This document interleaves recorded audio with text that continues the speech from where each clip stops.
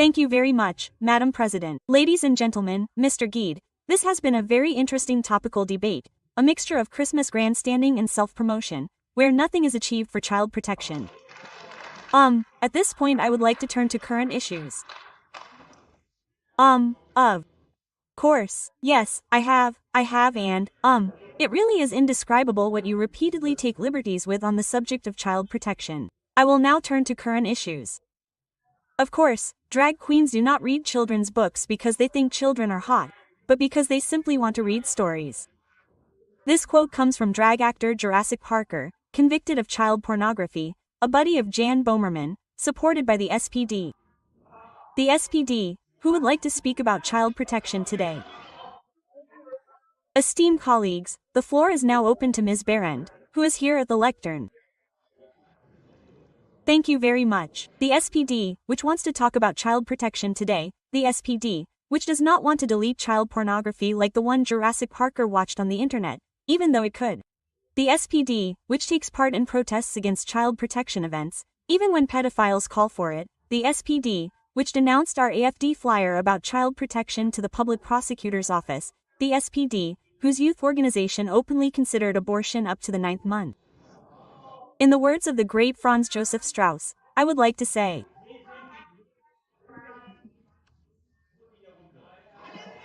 Mr. Waterman, that is a matter of opinion. Esteemed colleagues, dear colleague Waterman, Ms. Behrendt has her 5 minutes in the current session and I ask you to really listen or go and have a coffee, but Ms. Behrendt has the floor now. In the words of the great Franz Joseph Strauss, I would like to say, a dog would stock up on salami before the SPD does anything for child protection. The SPD has rejected every single one of our motions to improve child protection. But let us gladly talk about child protection.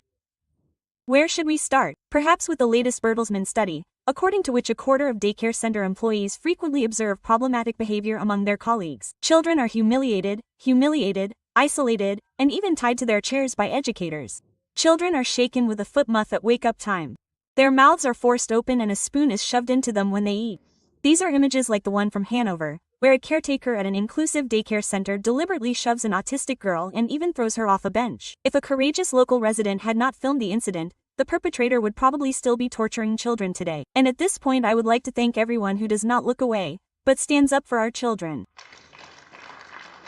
The risk of abuse due to unrestrained sexualization in daycare centers is also enormous.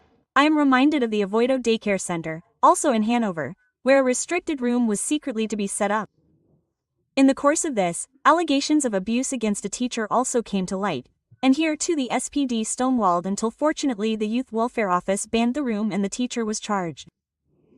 And because the SPD did not draw any conclusions from this and many other cases, we did it. Recently, my colleague Hamri Kenna proposed that parents must be required to be informed about doctor games, masturbation rooms and original play in daycare centers. The committee rejected this just a few days ago, and Ms. Marcraft from their ranks even called it presumptuous and backward to want to be informed about sex games in daycare centers.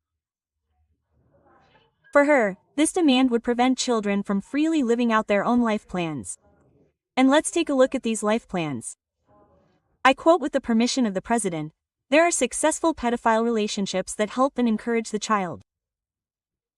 That's what Gunter Schmidt, the left-wing sexologist, said, who is listed in the reference list of the infamous European Standard for Sexual Education, published by the WHO in cooperation with the BZGA, the authority that was led for far too long by their party colleague Karl Lauterbach. Of course, there is no need for action for the SPD. That we are excerpting, yes, you can read all of that, and I ask you to read it too, so that you know what you are publishing here and what you are supporting here. They wanted to brand our publishing excerpts from this pamphlet as incitement to hatred. And if you don't believe that people who trivialize pedophilia are quoted in official guides, I strongly advise you to check it out. Just a few weeks ago, the family protection organization Demo for All published a documentary that has been viewed hundreds of thousands of times, which reveals all this. The title is Tatort Kita der Woke Angriff auf unsere Kinder, and in it you can also see that there are other authors who are named as sources in the BZGR's Sexuality Guide, who relativize pedophilia. Ernest Baumann also writes, pedophilic, nonviolent sexual acts do not necessarily have to have negative consequences for the child. The case of the sexologist Helmut Kentler, who was himself a pedophile, was largely downplayed by the Berlin SPD for years and has prevented a complete investigation to this day. In times when newspapers with SPD in air or even SPD involvement were the ones who set the topics, they got away with something like this and also with such cheap productions as today's Current Affairs. Fortunately, people are now informing themselves. Is that why they are thinking about enforcing a TikTok ban based on the Australian model? Regardless of one's opinion on the matter, given their previous inaction, such a move would rightly arouse suspicion. Children are a gift from the Lord. Psalm chapter 127, verse 3 says so. And as a Christian, I will pray for them that the Holy Spirit will permeate and guide them.